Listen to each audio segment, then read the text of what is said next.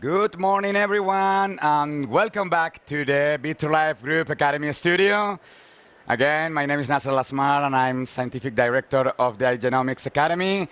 And it is my pleasure to introduce you my friend and colleague, Tiffany Stankewicz, that is the Product Director of the Endometrial.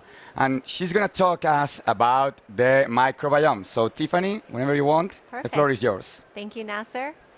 So right now we're going to talk about advancing the analysis of the endometrial microbiome. So we'll start with some background. So I think we're familiar with this slide, but we know that the endometrium is important.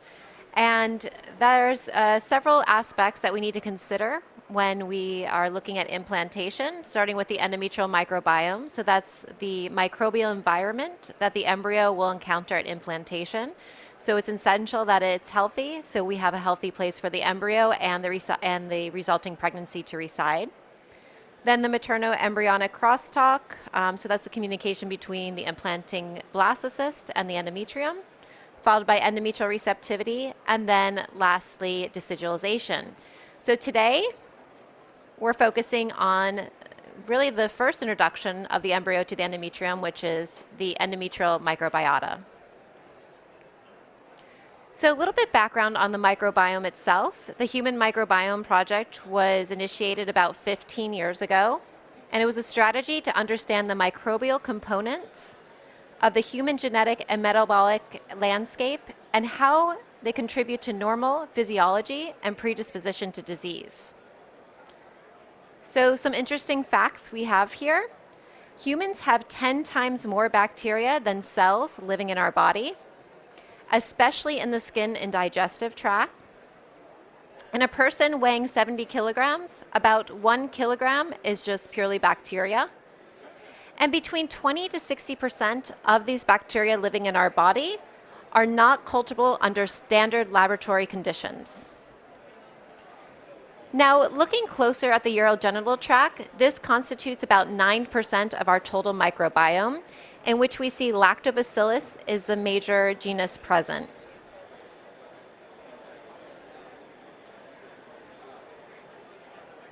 As far as the female reproductive tract in the microbiome goes, we see a continuum starting in the vagina going all the way towards the ovaries, where the biomass slowly is decreasing. However, diversity in the bacteria present is increasing as we go from the bottom to the top of the reproductive tract. Now, looking specifically at the endometrial microbiome, we know now that a healthy endometrium is not a sterile one. In fact, the microbiome exists, and we see that it's different from the vaginal microbiome. And this was based upon earlier studies performed by our group, so specifically in 2016 by Moreno et al. We looked at endometrial fluid versus vaginal aspirates, in which we found different constitutes of the bacteria present and at different degrees. However, Lactobacillus was the most frequently detected bacteria in both the vagina and in the endometrium. As mentioned, there was subsequent studies looking further at the endometrial microbiome, finding the same results we did, in which Lactobacillus was the most abundant genus found. And then as far as reproductive outcomes, in our initial pilot study, these were patients undergoing a personalized embryo transfer guided by ERA. However, we took a closer look at the microbiome and we compared two groups. One with a Lactobacillus-dominated microbiome, so that was 90% or more of the microbiome consisting of Lactobacillus, versus non-Lactobacillus-dominated. And what we found was significantly higher pregnancy rates, implantation rates, ongoing pregnancy rates, and live birth rates in the Lactobacillus-dominated group versus the non-Lactobacillus-dominated group. So it's important to mention here that the non-Lactobacillus-dominated group, these were patients that had pathogens present, specifically such as Gardnerella and Streptococcus, and were associated with much poor clinical outcomes, including miscarriage, which you can see here was about 16.7% in the Lactobacillus-dominated group versus 60% in the non-Lactobacillus-dominated group. So not only does it appear that the high presence of Lactobacillus and lack of pathogens are important in establishing pregnancy, but also maintaining that healthy pregnancy. Now, there was a follow-up study by our group in 2022 in a prospective study entitled Endometrial Microbiota Composition is Associated with Reproductive Outcome in Infertile Patients. This was a multi-center international study constituting about 452 patients undergoing ERA for optimal receptivity transfer. What we found was a 58% pregnancy rate. We went back and we looked at the microbiome of each of these patients at time of biopsy, and we distinguished the results as far as pregnancy with a 41% live birth rate, 8% biochemical rate, 8% miscarriage, and less than 1% ectopic. Now, looking closer at their microbiomes, we found that those patients who had a successful live birth had optimal microbes, so i.e. Lactobacillus present, and a lack of pathogenic bacteria. However, those with unfavorable outcomes, such as biochemical or miscarriage or no pregnancy, had a high prevalence of pathogenic bacteria. Again, including those common bad bacteria we find with Gardnerella and Streptococcus. So the summary results here showed a pathogenic profile is associated with reproductive failure. Patients with a higher abundance of Lactobacillus are more likely to achieve reproductive success. The endometrial microbiota should be considered a possible emerging cause of implantation failure and/or pregnancy loss. And the endometrial microbiota composition before embryo transfer could be a useful biomarker to consider, offering an opportunity to further improve diagnosis and treatment strategies.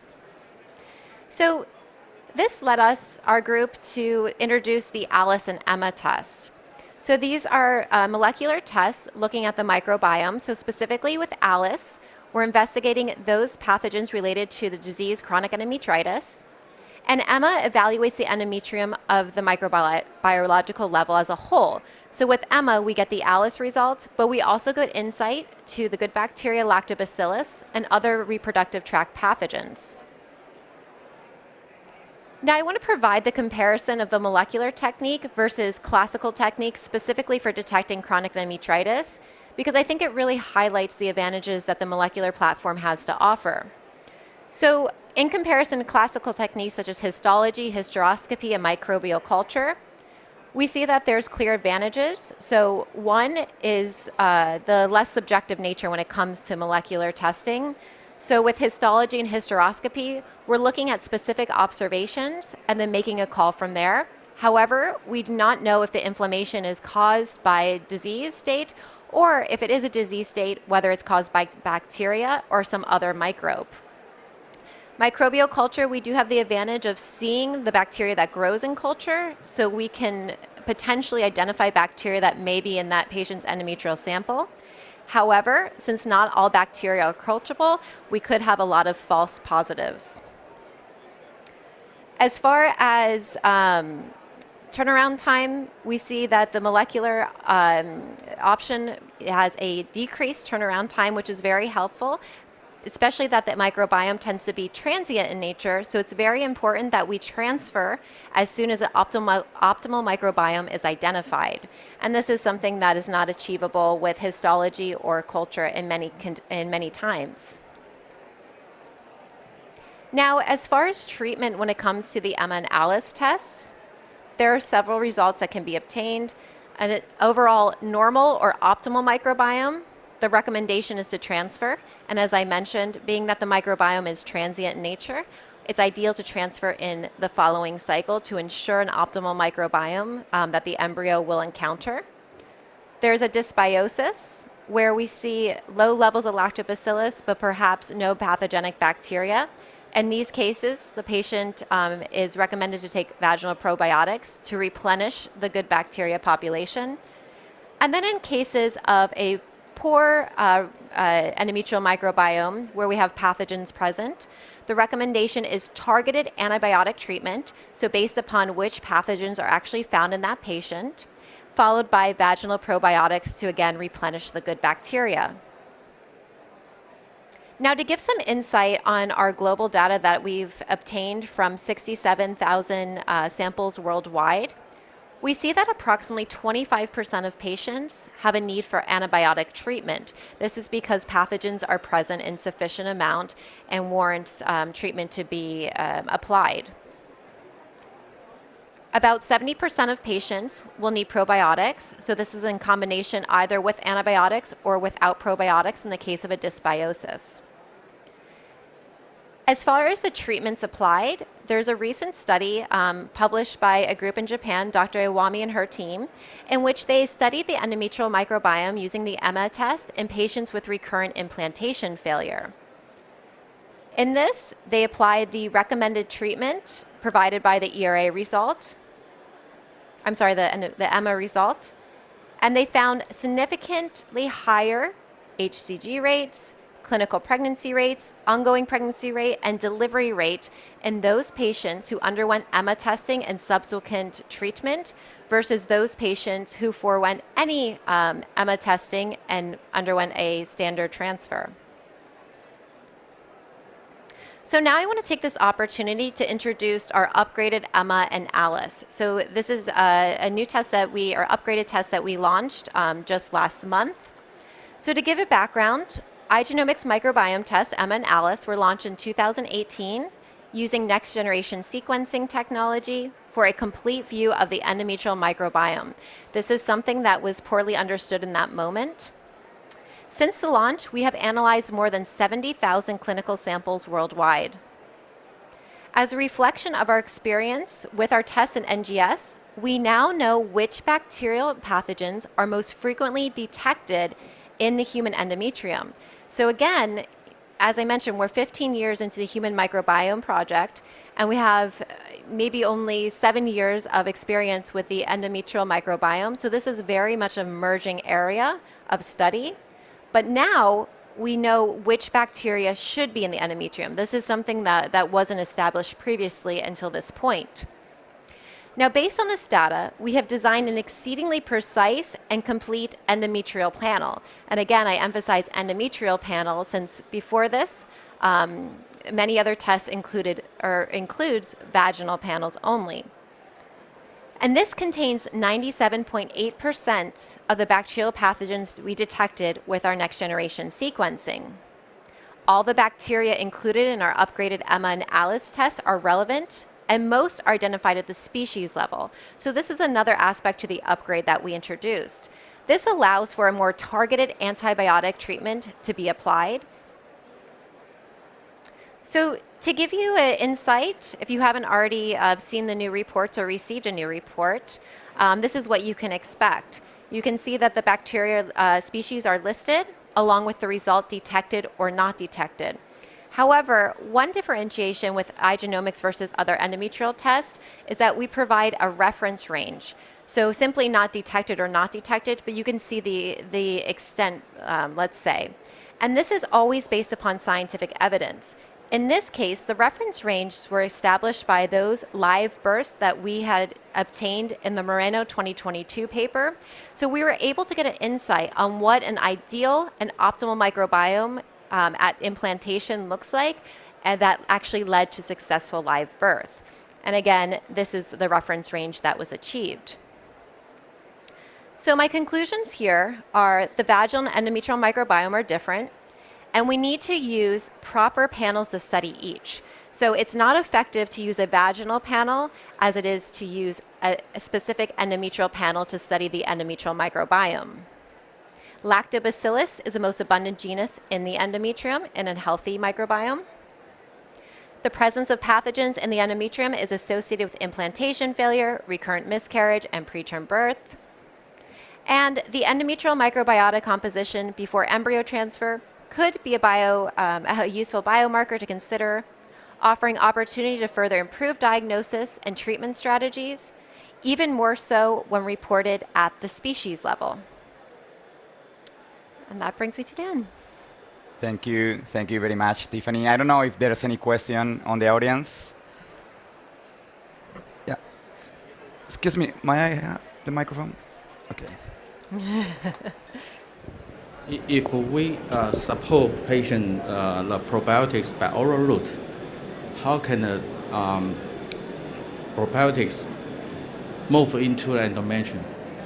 So at this point, we recommend the use of vaginal probiotics because that's going to be the most direct route to replenish the endometrial lactobacillus.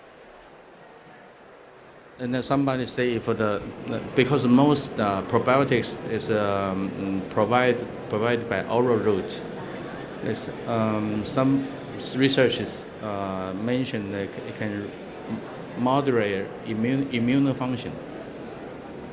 With the probiotics. Yes. And that's Really? in the I'm sorry? It can modulate the immune function. Do you think so? We haven't looked into that with oral because Yeah. at this point, like I said, we are only applying the vaginal probiotics. Thank you. You're welcome. Thank you. Anyone else? Because I do have one. Well, it's not a question, but a comment. Because you know that in ESHRE or SRM, we do always have like hot topics. Last year, for instance, was the mosaicism, I guess. Do you think that microbiome, human endometrial microbiome, is a hot topic in this ESHRE? Oh, I think so. I was just having a discussion earlier where I feel there were so many sessions looking at the endometrial microbiome specifically. And I think in general, the microbiome, I see it in other publications and news is becoming such a hot topic, whether it be in the gut or the skin. So it makes sense that we're now investigating the endometrial microbiome because we're looking at the other side of the implantation process and trying to further optimize our clinical results as much as we can. So I think that for sure this is going to be something we see a lot in the future. Absolutely, because it's the correct environment, but also don't have any pathogen that causes an infection, because this might lead into implantation failure or a miscarriage, right? Yeah, and that's really important. I think sometimes we are just looking at the initial implantation, but this goes beyond this. This goes throughout the entire pregnancy and really supports, a higher chance for live birth rates. And this could explain why sometimes a euploid embryo doesn't implant or get a miscarriage, right? That's exactly true. So we spend all of this effort creating good quality embryos in the lab, the media, the incubators, the PGTA. We want to make sure that we take good care of the embryos in the lab, but also in the uterus. So we don't want to spend all this effort, outside of the lab. We also need to spend the effort inside the uterus, making sure it's optimal for implantation and reciting pregnancy. Of course. So there's no more questions. Thank you very much, Tiffany. Thank you all for your attendance, and see you in the next session. Thank you.